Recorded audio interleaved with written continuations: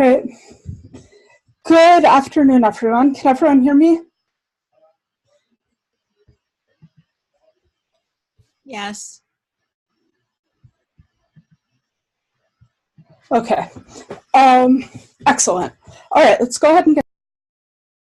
And I see that the captions have started. There are captions available that you can toggle on and off. Okay.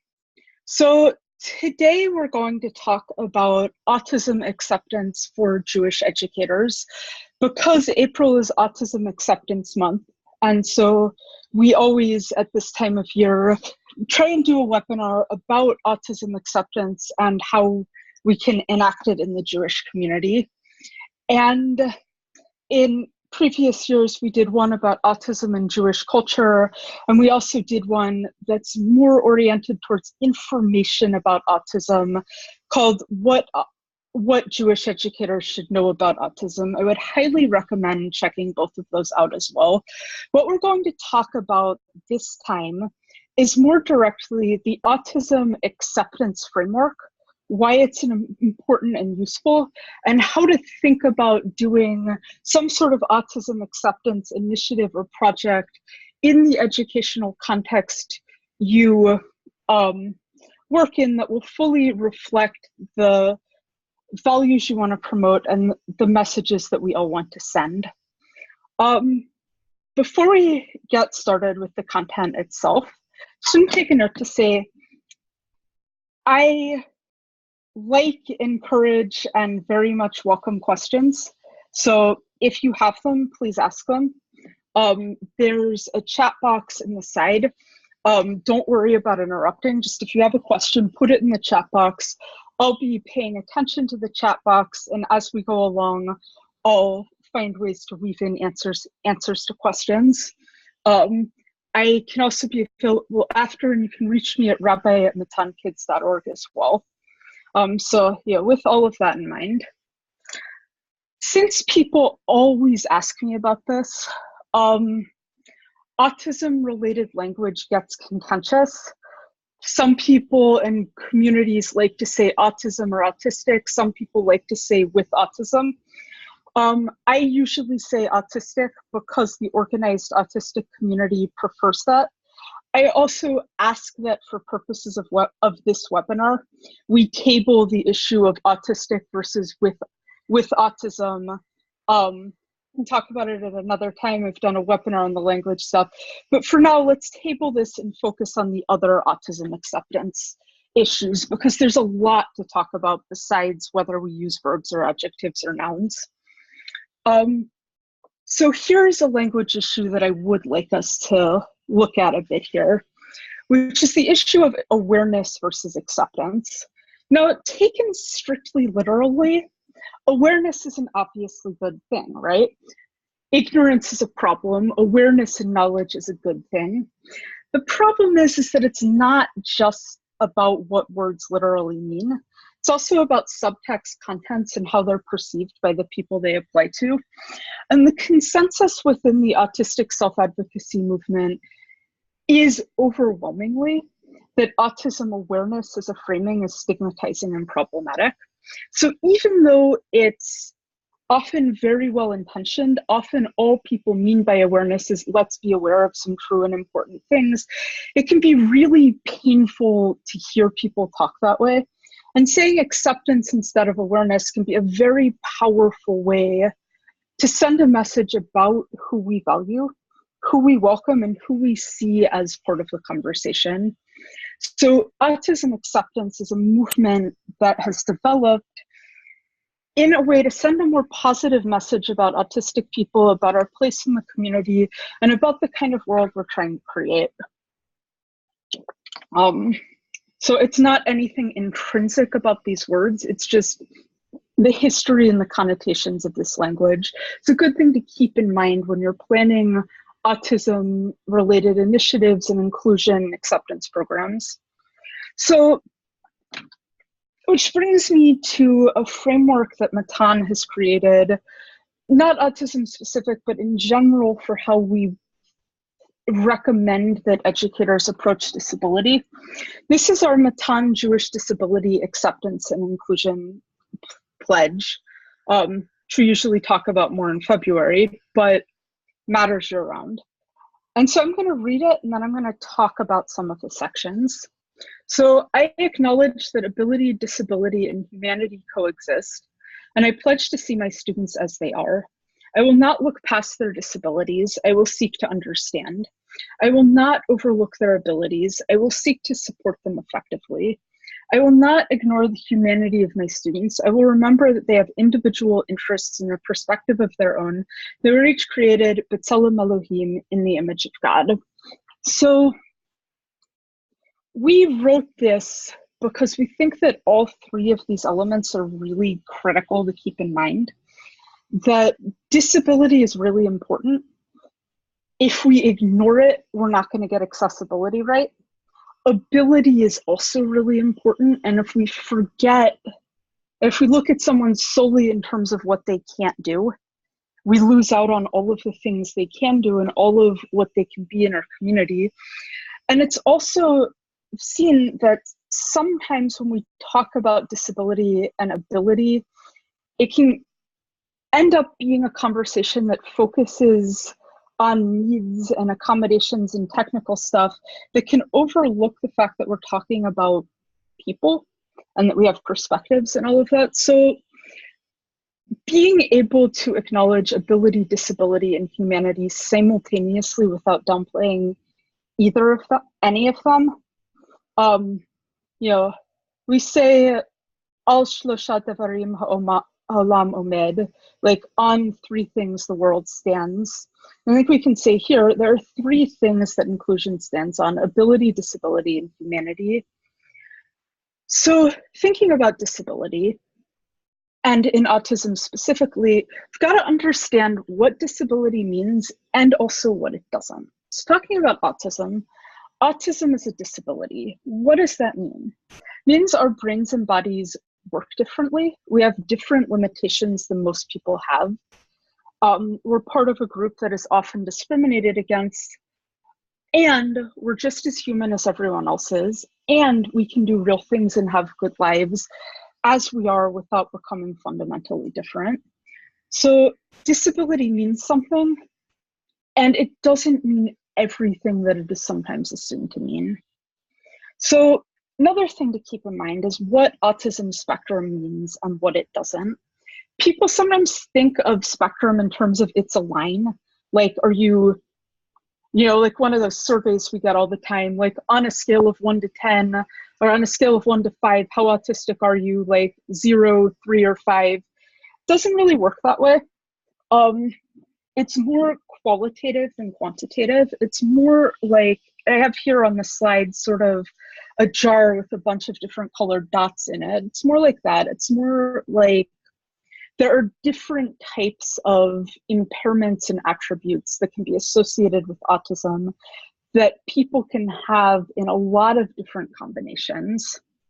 So for instance, a lot of autistic people have disabilities that affect communication, movement, sensory processing, sensory tolerances, or executive functioning, like being able to focus, start and stop activities, transition, that sort of thing.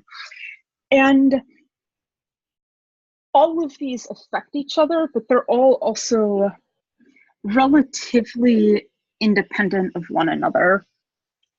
So for instance, somebody who has really severe speech impairments might not have language impairments at all, or might not have sensory problems. And somebody who has really big deal sensory problems might not have language issues, and so on.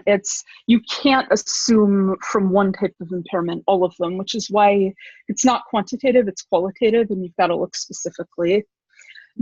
And one instance of this is that it's important to not get caught up in false dichotomies like high functioning and low functioning.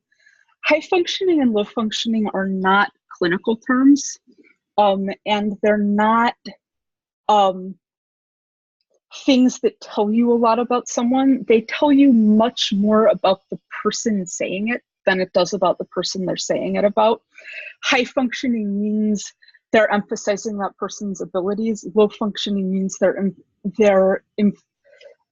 emphasizing that person's impairments. And in either case, it doesn't give you the full picture, and it doesn't tell you very much about what someone's needs are. So it's much more constructive to be specific about support needs and to be specific about what you're actually talking about and how it affects the context you're saying it in. And again, this matters because impairments in one area don't tell you about impairments in others. Like somebody who has really significant communication disabilities and like yells and screams and throws things and runs out of the room, doesn't necessarily have any trouble with literacy or understanding language and might not have sensory issues. Somebody who has really severe receptive language issues and has trouble understanding what people are saying to them might be totally capable of holding still, maintaining a typical affect, and transitioning from one activity to another. And so you can't assume impairments of one area for impairments in another. You've got to look specifically at the person you're interacting with. And don't assume too much based on affect, because typical affect is often taken as a sign that somebody's mildly impaired. Like if an autistic person looks pretty much like most other people their age, they're often assumed to be not very disabled. If an autistic person looks and has an affect that's very different from most people their age, they're often assumed to be like very severely disabled. And you really shouldn't assume too much based on affect, because all affect really tells you is about affect. And looking typical is just like one tiny dot in a thing that's got a lot of different dots we got to pay attention to. Another thing is that, and I want to be careful about how I talk about this, autism is not an intellectual disability. A lot of autistic people have intellectual disabilities. A lot of autistic people do not. It's an overlap. You see, like there's this Venn diagram. Autism is the thing, intellectual disability is the thing. Some people have one or the other, some people have both. And intellectual disability is also highly stigmatized and misunderstood. And the stigmatizing and problematic things that people think about autism are also not true about people with intellectual disabilities. And this distinction does still matter, because knowing somebody is autistic doesn't tell you anything about their IQ. Knowing what their speech is like doesn't tell you anything about their IQ or their cognitive and intellectual functioning in other ways.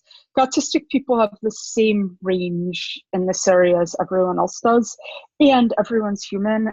Everyone can think, everyone can learn, and we need to keep that in mind consistently. But it is a different category. And it's a different category. So one of the most important parts of understanding what disability means and what it doesn't, and what autism acceptance needs to mean, is just think about, what do we want to be aware of? What do we need to accept? One of the most important things to accept is that our bodies have limitations, and that our limitations are sometimes different from what other people's are. Not always in every area, but definitely sometimes in some areas. And that's okay. Like, all bodies have limitations, but we perceive disability-related limitations socially very different than more universal ones. So just think, everyone's got limitations. Neither typical nor autistic limitations should be seen as shameful, and ignoring limits doesn't make them go away in either case. Reality matters. And so when we face a limitation about how our body works, like anyone, we find different ways to do things that, instead of denying reality, work with it. You know, no matter how hard I try, never going to be able to fly the way a wizard does. I'm never going to be able to fly the way a bird does. But boy, do hot air balloons and airplanes work really well. So when we accept limitations, we create possibilities. Like if I run around with an umbrella or stand on the roof, flap my arms, pretend they're wings, and like believe in myself real hard, that doesn't end well. But airplanes are great and I can fly that way. Autism means having different limitations. They're just as real as the limitations that are more universal. And having unusual limitations isn't a failure, and it doesn't mean you can't do things. It just means that your body works differently, and maybe you need more airplanes than other people do. Or maybe you need things other than airplanes. But it doesn't mean you can't do anything. It just means your limitations are different, and that the way you work with reality instead of against it looks different in some ways because your reality is different in some ways. And that's okay. It's not a failure. So a place I see this going very wrong in how people attempt to support and include autistic people is that autism is often interpreted as a failure of social understanding. And people often try to fix every problem an autistic person has by explaining to them what is and is not socially appropriate. The problem is that knowing something is socially expected doesn't create the ability to do that thing. And having someone explain over and over to you that something that you can't do is socially necessary is unhelpful, and it's cruel, even when it's very well-intentioned. Like, lectures on the importance of eye contact do not create the ability to make eye contact. Sometimes it's not physically possible for people to make eye contact and understand language at the same time. And that's a neurological limitation. No amount of lessons on what's expected will change the fact that not everything that's expected is accessible to everyone. Lecturing someone on typical speech does not create the ability to use typical speech. Some people need to communicate in different ways. Some people need to move.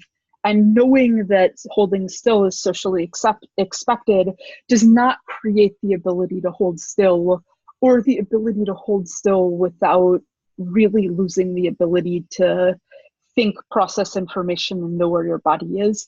So people's physical limitations can't be overridden with social skills lessons. We need to accept that limitations are real and work with them rather than trying to ignore them. So typically developing kids learn about their limitations without stigma. Like learning about the limitations of what is and is not physically possible, safe, and expedient is a pretty key thing of childhood, especially early childhood, but later childhood as well. Typically developing kids learn that you can pretend to fly on a broomstick, but getting on a broomstick and flying isn't going to work. You have to get in an airplane. No matter how curious you are or how much you believe in possibilities, sticking a knife in an electrical socket is not going to end well, and you're going to get hurt if you do that. You can work really hard. And if you work really hard, you can do things that you couldn't do before, but you still have to pay attention to how your body is feeling and how tired you are. Make sure you get hydrated, and you can work really hard, but there's only so much you can do. I also teach kids strategies if you're learning to read, maybe you run your hand over the book because you might not know how to read without doing that yet. And it's okay to have that limitation because that's a skill, and that's how we access books, right? And you learn about what you are and aren't big enough to pick up, what is and isn't safe. how long you can and can't expect to focus, keep working, which strategies are and aren't likely to work. It's just like a really key part of what people learn as kids. Like you learn what's a limit, what isn't, how to work with it, how to understand your body and the world in this regard. Kids with disabilities are often sent a very different message about their limitations. And this is, again, every disability. So every disability, but for our purposes, autism. Like kids are often sent the message like that your limitations are unacceptable, and adults are going to really intensely push you to overcome them at all costs, no matter what the price is or how you feel about it or how it hurts. Like, it is not okay to have limits that other people don't have. Is a message that's often sent explicitly. Like people will say things like, oh, there's no such thing as can't. We don't say can't in my classroom. Don't say that about yourself. I believe in you. And like me believing that I can't do certain things isn't lack of self-confidence. It's awareness of how my body works, just like I don't expect to be able to get on a broomstick and fly. I don't expect to be able to participate in a conference call without captioning, or to be able to hold still for long periods of time, or to be able to look at everyone I'm talking to and still understand them.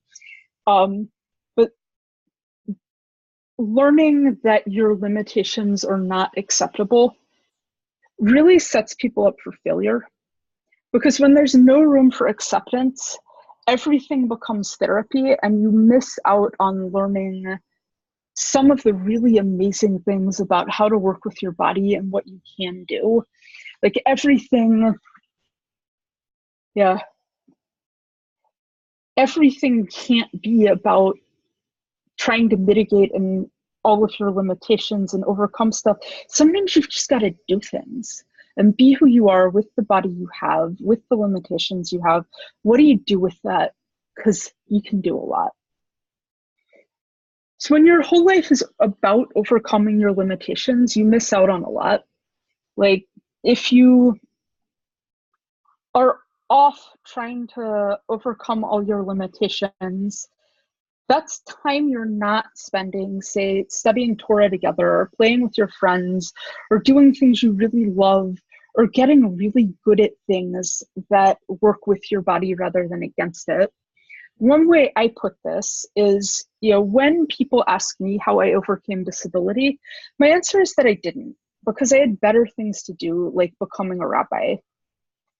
And I think that we need to really keep that in mind in our educational spaces and in how we talk about disability in our community writ large, that attempts to overcome disability have a real cost, especially when we're getting people to constantly attempt impossible things. So let's think about this. In terms of a part of the Matan pledge, that's about not overlooking ability. Autistic people can do things. Disability doesn't mean inability. We find our abilities not by denying limits or trying to look past them, but by working with them. Accessibility and acceptance thinking is absolutely key to figuring out what we can do, what our students can do, and what our educators and colleagues can do, and how to support ability and effective collaboration. Looking past disability to see ability doesn't work. And the reason it doesn't work is because we can only teach real people, and the real people who are the real students we actually have disabilities, and disability affects how they do things, and it affects how their abilities work and what kind of strategies are going to be effective. So we shouldn't try and imagine a student who isn't disabled. We should try to look at this student and think about, like, how can they do things? How can we support them? How can we make this accessible? Because we can only teach real people. So We need to make sure that we're not sending the message that you can only do stuff if you stop being disabled.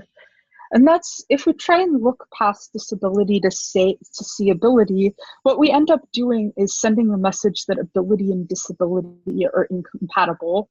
And since disability is lifelong, like you don't outgrow autism, you don't stop being disabled, people need to learn how to have abilities while disabled, how to do things while having limitations other people don't have. And that's okay, and we don't need to be afraid of it. And the acceptance mindset of saying, like, yes, these limitations exist. We're people. It's okay. Like, and in our context specifically, all Jews need access to Jewish education. Jewish education can't wait for our bodies to be different or for our limitations to be overcome. Regardless of how our bodies work, we need access to Jewish education and Jewish community. We need to be treated equally. Our students can't wait. They need Jewish education now, which means that we have to focus on accessibility and inclusive teaching in ways that don't depend on mitigation or treatment. So again, autistic kids grow into autistic adults. Kids need, which matters for adults in an obvious way, like adults need access to adult education. And it also matters even when we're working with kids, even really young kids. Kids need access to education that helps them grow into Jewish adulthood and that thinks of them as people who are growing up and who will be adults when they grow up. Accessibility doesn't have an age limit, and your age doesn't go away when you're disabled. People are the age that they are. People grow up, and we need to support education that sees them as either adults if they're adults, or as kids who will be adults if they're kids. And that can be easy to overlook, especially when the conversation about disability focuses on very young children, but even for very young children, this matters. So if you think about it, when we do Brit Milah, circumcision, usually on the 8th day of a boy's life, we're already talking in this ritual about him as somebody who we hope will grow up to learn Torah, do good deeds, and get married. So that educational expectation starts like when somebody's like a really little baby. So seeing our Jewish kids even as people who will be adults matters, and seeing adults as people who are adults and have a place in our adult education and communities also really matters. And again, this is about accessibility. This is not about therapy, and it's not about treatment. That's a different thing. As educators, we have a different job. Teaching is not treatment. We're not trying to help people overcome autism. Our goal is, how do we make this material, this activity, or this environment accessible? How do we teach in a way that is accessible to the people we're teaching and that sends a message of equality and acceptance? Like, accessibility is key, and accessible teaching is key. And that's, so yeah. And so that's, what our job is as educators. This is easier said than done. And there are a lot of open questions. There are really a lot of open questions. We talk about inclusion because exclusion has often been the norm in a lot of settings. And because autistic people have often been excluded and not included, there are a lot of skills we don't have, and there's a lot of infrastructure we don't have. And the reason I try to always mention this when I'm teaching about inclusion is that I think that it can be very frustrating as an educator to feel like, you really believe in doing this, but you don't always know how to do it. And you don't always have access to anyone who knows how to do it. And I think it can be really helpful to just realize, like, it's not you. Like, this is a communal and like whole society problem. you're part of the solution. We're all working on it together, but it's hard because it's hard. It's hard because of lack of infrastructure, and remembering why that is helps. We're all figuring this out through trial and error. That said, we do know certain things.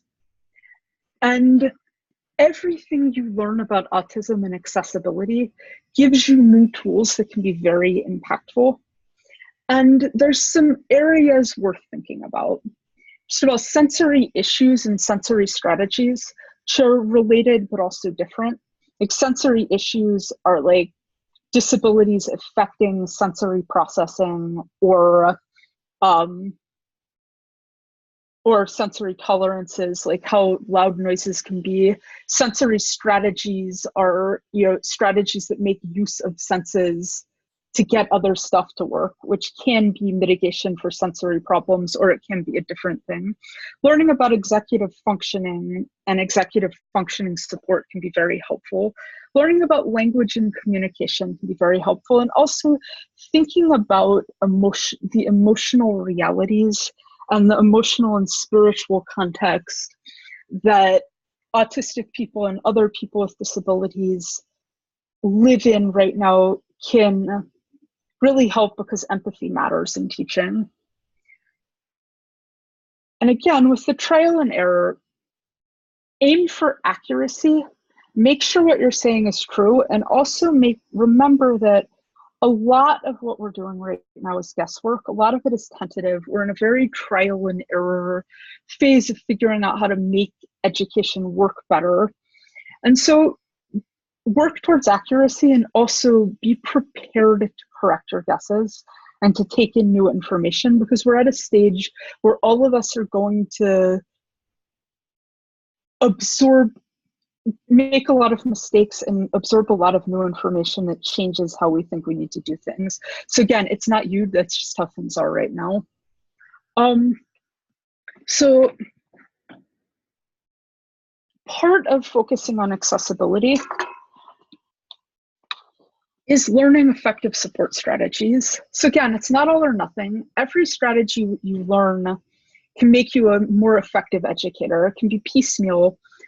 And sometimes this is even just a matter of thinking about the skills you already have and how they might apply to autism-related problems. Because one thing I've seen happen a lot is that sometimes educators end up getting a little intimidated by the disability label and feeling like when disability is involved, that means that all of the expertise that's needed is the stuff that special educators know or that therapists know, but you also know things. And the skills that you have as an educator for problem solving and for troubleshooting lesson plans and for using different strategies with different students in different classes, you've got a lot of skills that are applicable. So don't get intimidated, and remember that you do actually know things that can apply to figuring this stuff out, even if the solution is not immediately apparent. We also have a previous webinar that is very autism specific, what Jewish educators should know about autism, that covers like a lot of specific issues and strategies that I would highly recommend checking out. We have a recording and a link to the slides in these slides, and our recordings are captioned with corrected captions. And to just give an example of strategies and problem solving, so one thing that's really common is that often group work is a problem, and group work is often inaccessible, and group work often needs to change. So in our progressive, experiential, meaning-oriented education context, group work, both in terms of group projects and group discussions, are becoming increasingly popular as ways of teaching Jewish content. And those are great methods of teaching. There are really important reasons that those methods are so popular. They're popular because they're useful. It's also often very problematic for autistic students. there can be a lot of different ways that there can be a barrier. For instance, if somebody has a communication disability, what often happens is that they're not included in doing the group work because their peers aren't listening to them and are just sort of rushing ahead without them. Or they might have trouble understanding the directions, or there's like any number of access barriers. But it's important to remember, if group work isn't working, the autistic kids or adults are not failing the activity is failing them. When it's not working, we need to change it to make it more accessible. Telling somebody to just keep trying, or that you believe in them, or that you're sure they can do it, doesn't really help when they're telling you it's inaccessible. And people need more than resilience and persistence. They also need accessibility and inclusion. So some strategies, and we should probably do a webinar on group work at some point, honestly, but some strategies for differentiating group work that sometimes work. Sometimes it makes sense to give the option of working alone or in pairs. This isn't always the right approach because there's reasons we do group work, but accessible solo work is better than inaccessible group work. And sometimes letting people work in either way is the best way to make it accessible. Sometimes pairs can be better because the communication dynamics in pair work can be a lot more tractable to work out than when there's like 5 people you have to talk to. Sometimes it can help to keep the groups consistent, or keep a couple of people who sort of work well together. Because one thing that often happens in group work is that there's just not enough time to figure out accessibility strategies. And as soon as you figure out accessibility strategies that enable you to work well with your group, the groups get switched up and then you have to start over, and then you don't get to actually access the curriculum and the project. So keeping groups consistent can sometimes be a good strategy, or keeping some groups consistent or being careful about group composition can sometimes be an effective strategy for making this accessible. Sometimes it's things like writing down the instructions, or having closer adult supervision or teacher involvement with some of the groups, or assigning clearer roles in a group rather than having the students work it out for themselves. Or sometimes making something else easier makes group work better, because if group work is hard and handwriting is also hard, sometimes you can do one hard thing but not 2. And so having a solution to the handwriting inaccessibility problem might make the group work accessible. Like, if group work is a barrier for autistic kids or adults or students or learners or campers or whoever, take that seriously. It's not something that tends to resolve with persistence and confidence. It tends to need changes in access strategies. Okay, and I see that I have advanced too much.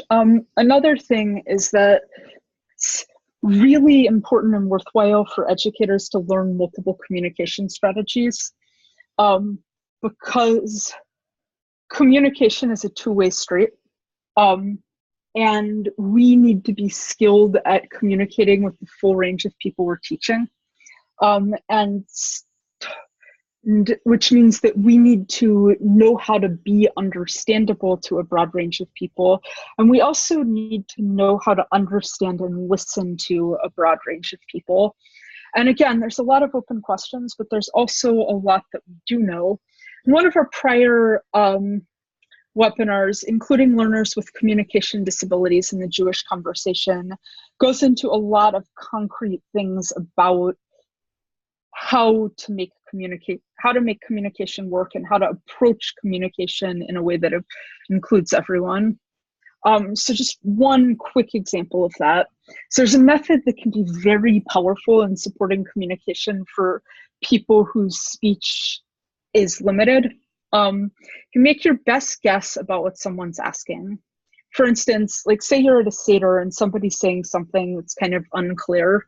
And you say like, maybe they're asking, why do we eat matzah? You might say, are you asking why we eat matzah or something else? Because some people who can't give you like a clear open answer can answer a two-choice question and might say like, and then you can keep guessing until you get it right. And then you're both participating in the communication in a way that means that you can both understand and you can both be understood. So again, sensory strategies really matter. And we did a webinar on this, I think last year as well, because sensory strategies are really important and there's a lot of misinformation. And there's a lot of sort of pop culture, let's give everyone a fidget spinner and it'll make them all focus. I think every educator who's seen this in practice sees the problem with that. And sensory strategies are a real and important thing. So we did a webinar, Beyond Fidget Spinners, Making Sense of Sensory Strategies in Jewish Education, that talks about like what sensory strategies are, the range of things they're used for, because it's not just about focus, it's a range of different things, and some things to think about in terms of implementing them in the context you work in.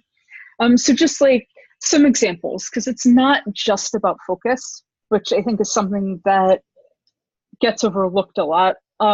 So using objects, fidgets or stim toys, in order, maintaining focus and reducing distractibility is one use, but sometimes it's more like needing to move constantly in order to maintain a sense of body awareness, voluntary movement, and ability to use your hands rather than having them go all over the place. Sometimes distraction is the point. Sometimes a sensory strategy can distract you from physical or emotional pain. Grounding objects can avoid disorientation or dissociation. Or it can be, for instance, something that stays the same across contexts and remains familiar in unfamiliar environments. So for instance, somebody who depends on familiarity in order to like feel grounded and not overwhelmed and understand what's going on around them might have problems at summer camps where the activities change all the time and you do different places and different things in different places with different people all day. Might find it really helpful to say carry around a stuffed animal or a puzzle with them, because one thing that stays the same can be grounding, and interacting with it can make other things make more sense. So there's a lot of different things that objects and sensory strategies can be useful for, and developing a nuanced understanding of that can open up a lot of possibilities for accessibility and accessible teaching. Also, if you're teaching adults, err on the side of minding your own business about the sensory strategies people are using, just as an aside. Another thing that's really helpful for Jewish autism acceptance specifically is that, Jewish culture values a lot of things associated with autism for some people.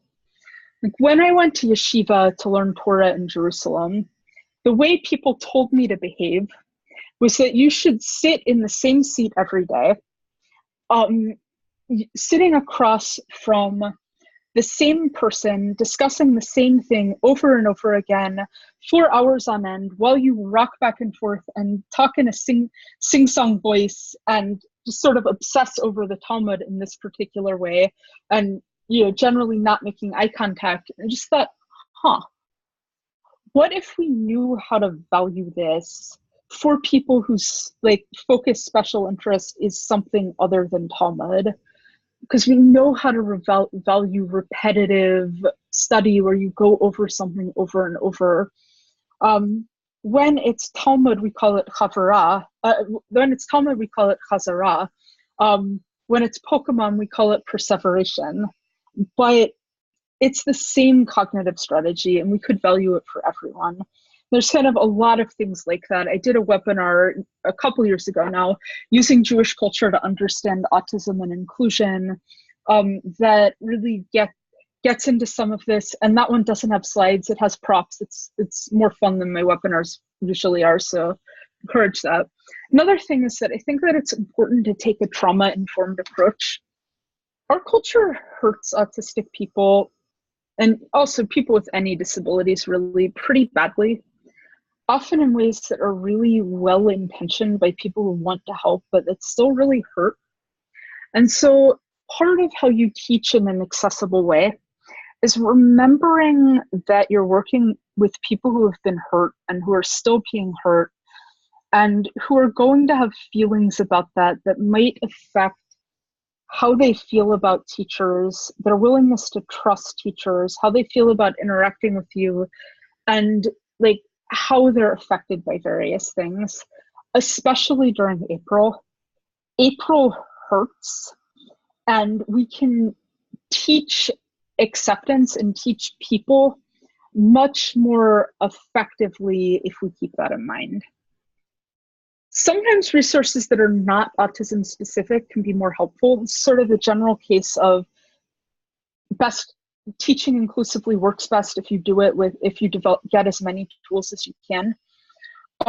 So because every type of impairment associated with autism is also associated with a different type of disability. So resources originally developed for a different sort of disability can be really helpful for autism too.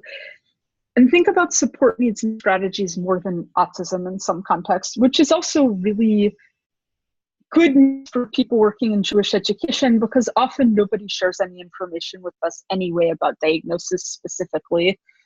So find as many tools as you can, basically. So let's talk about acceptance and acceptance initiatives.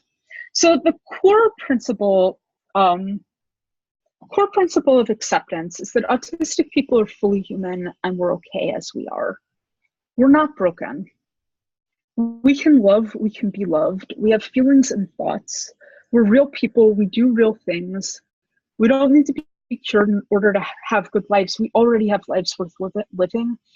And we need communities and educational contexts that really embody that kind of acceptance and valuing of us.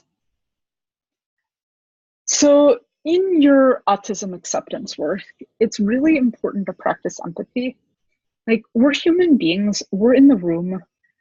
We understand what you're saying about us more often than not. And even people who don't understand all of the words you're saying understand how they're being described and interacted with in ways that have an impact. So like, the way you talk about us matters. And just like keep that in mind when you're deciding what to say. And we're all from the same planet. Like, autistic people are not from another planet. We don't belong somewhere else. This is our planet and our world and our Jewish community too. And it's important not to treat us like aliens, because we're here, we belong here, and the issue is how we're treated and how our communities are structured. We're all from the same planet. This is our Jewish community too. And part of showing empathy is never assume that your intentions go without saying, because disability and acceptance in general, and autism acceptance in particular, is pretty countercultural right now. People will not know about your respectful attitudes towards autistic people unless you tell them and make them clear. And it's a really good idea to listen to autistic people about how your messages are being received, so that you make sure that the way you're speaking reflects your respectful intentions in ways that are clear to the people most impacted by what you say. Another part of like respecting humanity and practicing empathy is just like, let autistic people like things. Like, taking an intense interest in something, like, that's not bad. That's Jewish learning. That's like being really intensely interested in something is like something great that we offer to the world. Don't treat it like a problem. We're people, let us like things. So what does a good autism acceptance project look like? I'm going to talk in general terms, and I'm also going to talk about a couple of examples. So core features of a good autism acceptance project, first of all, it has to be respectful. It has to show clear respect for autistic people. It needs to contain accurate information. Like what you teach people in an autism acceptance project needs to be true. And it needs to solve or improve a significant problem of some sort. And there are a lot of different ways this can look, right? But let's look about how to evaluate that. So so ask yourself when you're planning some sort of autism acceptance project or initiative or program, what problem is this solving? You know, having awareness, a bunch of awareness graphics on social media, or even a bunch of acceptance graphics on social media might not be solving a problem that people have, but there are a lot of real problems that people actually do have that we can identify and work on. So for instance, does this autism acceptance project make something more accessible? Does it fight prejudice and discrimination in some way? Does it help educators who supervise work with autistic students more effectively? Does it send the message to autistic people that we are welcome and respected in your program? Does it successfully recruit autistic educators to your program? Or any number of other things. This is not exhaustive. These are just some examples.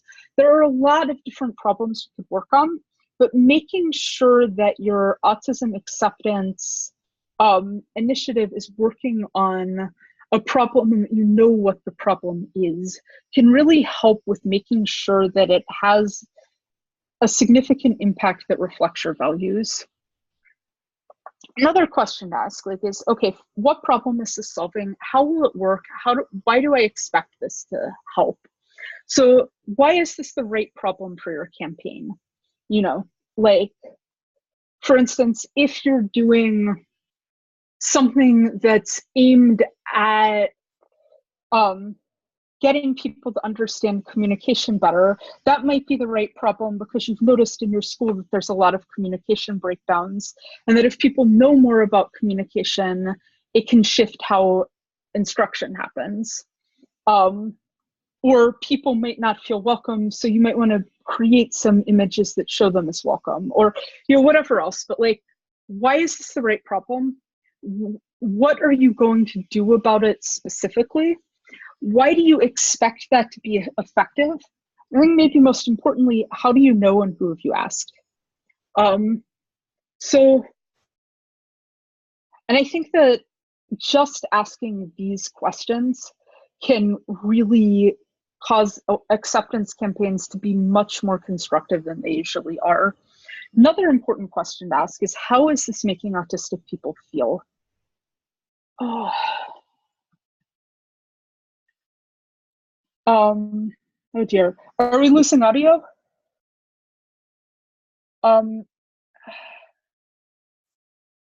I did not realize that. Okay. So I'm not getting any alerts.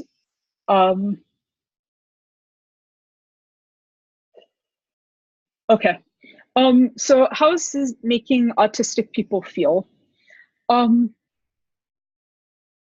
Again, this is a step that I think gets overlooked a lot in autism-related initiatives. And one of the things that really makes the difference, that makes it an autism acceptance initiative, is that you're keeping autistic people and their perspectives and feelings in mind when you plan things. So how do autistic people in your community feel about your project? How does the organized autistic community feel about similar projects? Are autistic people finding it helpful and respectful? How do you know? One question to ask yourself is, would I say that with an autistic person in the room? And even if you're autistic, still ask yourself that, because we're not immune from this form of implicit bias. And realizing that other people are in the room affected by what we say and that we need to speak accordingly really shifts a lot of things. And this is a mistake I make a lot and have likely made in this webinar. So everybody needs to say, like, would I say this with an autistic person in the room? And would I say this with an autistic colleague in the room? Really shifts how messaging happens. So again, that's sort of general. So let's talk about some specific examples. So there are a lot of organizations and projects doing good work. And I have them on this slide. I think they're good to be aware of. The Autistic Self-Advocacy Network, which is an organization by and for autistic people. It does a lot of policy advocacy and cultural work. Autisticadvocacy.org. They do amazing things. I would highly recommend checking them out. Autistic Women and Non-Binary Network was started to solve the problem of autism-related discourse being very centered around men and boys. So this is like oriented towards girls, women, and non-binary people. Thinking Person's Guide to Autism is oriented towards parents who realized that they were buying into a lot of quackery and who wanted information about that was like actually real and accurate. They have a lot of autistic involvement now. They do some good work too. Autism Acceptance Month is an initiative aimed at promoting the acceptance and humanizing mindset. Loud Hands Project is a book written like an anthology of autistic perspective put out by the Autistic Self-Advocacy Network. It's great. I'd highly recommend reading it. But so go on to a couple of examples of projects. So Navigating College, it's this little book that actually looks like a bencher, which I personally find hilarious. But anyway, so the problem that Navigating College is solving is that there hasn't always been a lot of information for autistic people about how to make college work. And so the problem this is solving is let's make some good information available about how to go to college if you're autistic and how to make college work. The solution, the how here, is a small book by and for autistic people about college strategies. And how do you know it's like respectful and helpful to the people it's supposed to be helpful is that really experienced autistic leaders led the project, and it solicited a broad range of perspectives from autistic people who had found ways to make college work well for them. And so, this is just an example of how a project can work. Other projects are different. So another example is the Sesame Street and Autism project, which has some really great resources. The problem that was solving is, one way you could put it is lack of adequate autistic representation in the media, and especially in children's educational television, or for educators. So the way Sesame Street solved this problem is they made this initiative where they introduced a really great autistic Muppet character. They added a fairly broad range of videos about autism to their website. They made some picture books as well as video clips with the autistic character. They made resources for families, and they're continually making some other stuff. And a key reason they're able to do this well, and that it's been fairly successfully respectful, is that not only autistic individuals, but autistic leaders specifically were consulted and taken seriously. So that's one reason. Another reason it's successfully respectful is because Sesame Street has a really strong ethos about empathy for children and about showing children as people who have real feelings. And they made sure to be careful to apply that ethos to the autistic character that they wrote. And so they applied their existing respect to this character and consulted with other communities. And I know we're overall conclude in a minute, but a couple more things I want to say, but this project is great, and it's also a very different project. Another project that, while isn't autism specific, was made with autism among other things in mind, and that's Matan's Jewish Disability Acceptance and Inclusion Month lesson plans. So the problem we were trying to solve is that people really want more support in teaching about disability within the Jewish community in a way that's both culturally appropriate and that promotes equality, inclusion, accurate information about disability. So we made some lesson plans that were really K-12 focused. And we thought about what is it realistic for teachers to teach in that context, and how can we make that work? And part of the way we made sure it was respectful is that we paid a lot of attention to making sure the kids with disabilities, including autism, were included in the target audience, and that everything we said that some kids might feel like was about them was said with the awareness that they were in the room and might have feelings about it. And we also built in accessibility strategies. So those are 3 projects, which again are very different from each other, but have the same autism acceptance principle of what problem is this solving? Why is that the right problem? How is it solving that problem? And how are we making sure that it's respectful of the people it's about? And I think that any project planned with those things in mind has a lot of potential to make a lot of things better. So, thank you for coming, everyone. I know this is not an easy week to come to a webinar, so you're grateful to everyone who somehow managed to make it out. And if you want resources for supporting people in Seders, we have some of those on our printables on our website, and we also did a webinar on that last year that has a lot of concrete accessibility strategies. And with that in mind, Chag Kasher v'Sameach, have a great Passover.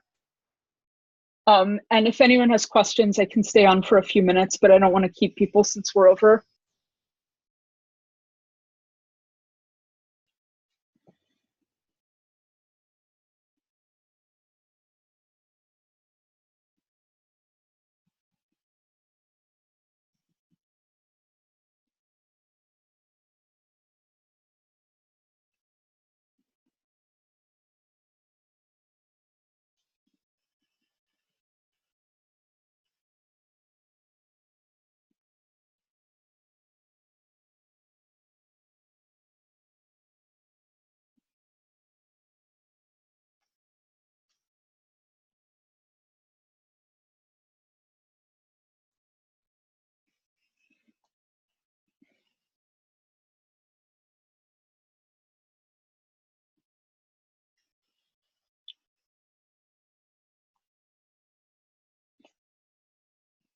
All right.